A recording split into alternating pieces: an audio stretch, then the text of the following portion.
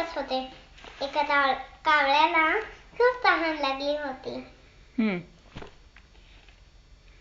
काय असाय? नद्या नाले आटून गेले होते. एका कावळ्याला खूप तहान लागली होती. तो इकडे तिकडे उडत पाण्याचा शोध घेत होता. पण पाण्याचा कुठेही एकही थेंब नव्हता. इतक्यात कावळ्याला एका घराजवळ एक रांजण दिसला. पण रांजण खोल असल्यामुळे कावळ्याचे चोच त्याच्यात पोचेना. अचानक त्याला एक कल्पना सुचली.